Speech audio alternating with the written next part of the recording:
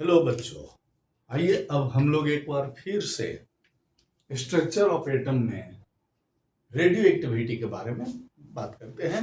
यूँ तो radio activity एक बहुत बड़ा चैप्टर है और बहुत बड़ा साइंस है और लेटेस्ट और मोस्ट एडवांस साइंस में एक है, लेकिन इसके बारे में हम लोग स्ट्रक्चर ऑफ एटम में बात कर रहे हैं कि सबसे पहले इसकी शुरुआत कहाँ से हुई थी। हेनरी बेकरेल के लेबोरेटरी से।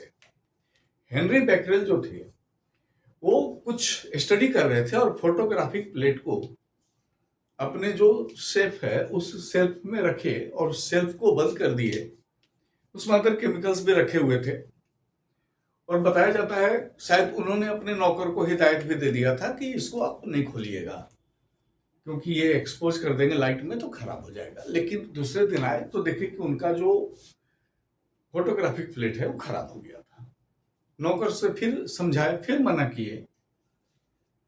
फिर दूसरे दिन यही घटना जब घटी तो उनका जो वैज्ञानिक दिमाग था वो इस ओर गया कि कोई केमिकल है जो इसको खराब करता है और फिर यहीं से शुरुआत हुई रेडियो एक्टिविटी की।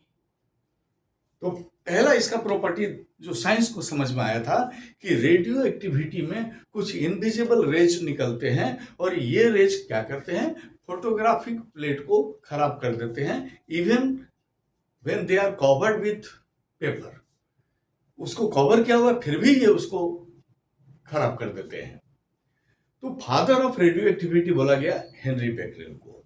बाद में साइंस में यह देखा गया कि अगर रेडियो एक्टिव सब्सटेंसेस को हम लोग एक लेड के चैम्बर में रखते हैं और उस लेड के चैम्बर के ऊपर एक स्लिट बनाते हैं और इस स्लिट पर यहां पर हम लोग एक रेडियो एक्टिव सब्सटेंसेस रख दिया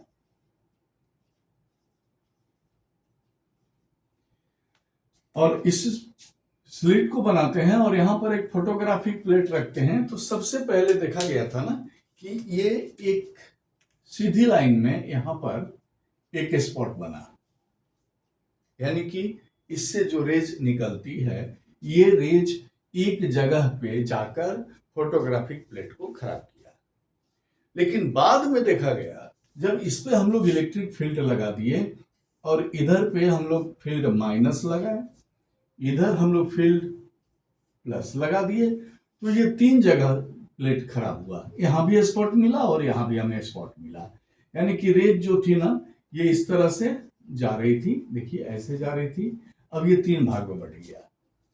यही से शुरुआत हुआ अल्फा, बीटा और गामा। जो रेज नेगेटिव की ओर मूव कर गई थी, डिफ्लेक्ट हो गई थी, जरूर उसके ऊपर में चार्ज पॉजिटिव रहा होगा और उसका नाम दिया गया अल्फा। और जो रेज पॉजिटिव की ओर मूव कर गई, डेविएट हो गई, उस पे चार्ज नेगेटिव रहा होगा और उसका नाम दिया गया बीटा। और जो किसी और डिफ्लेक्ट नहीं हुई उसका नाम दिया गया गामा। और ये गामा रेज था, ये गामा था। अब यहां से हम लोगों को बहुत सारी बातें साइंस में आने लगी।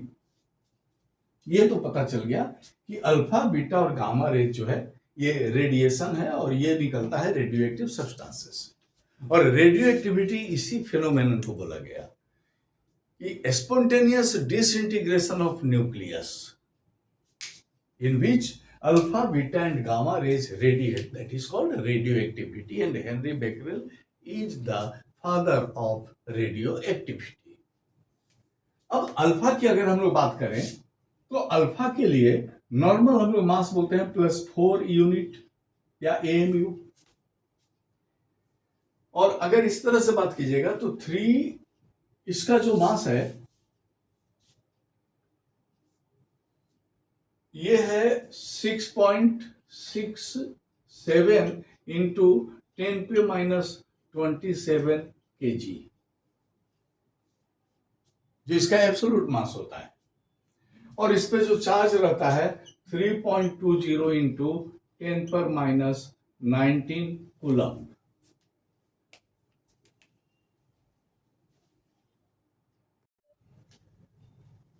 इसी तरह से अगर हम लोग बीटा की बात करें तो बीटा जो होता है ये -1 इस पे चार्ज होता है, इसका मास होता है 9.1 इंटू 10 पे -31 kg।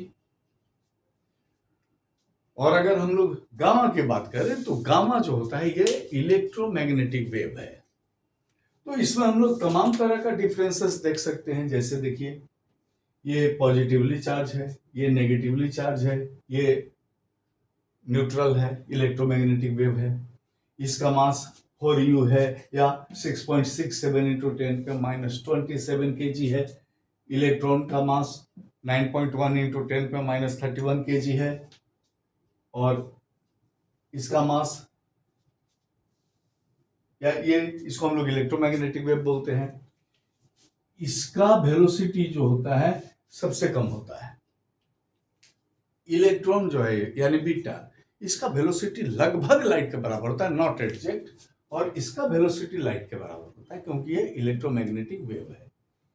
पेनिट्रेटिंग पावर देखिए इसका सबसे कम होता है, इससे ज्यादा बीटा का होता है, अल्फा से ज्यादा बीटा का होता है, और गामा का पेनिट्रेटिंग पावर सबसे ज्यादा होता है। इसलिए रेडियो एक्टिविटी जो है that is most dangerous only due to this gamma rays. तो अगर ये समझ में आ गया तो आप चैनल को लाइक कीजिए, सब्सक्राइब कीजिए, सपोर्ट कीजिए। Thank you.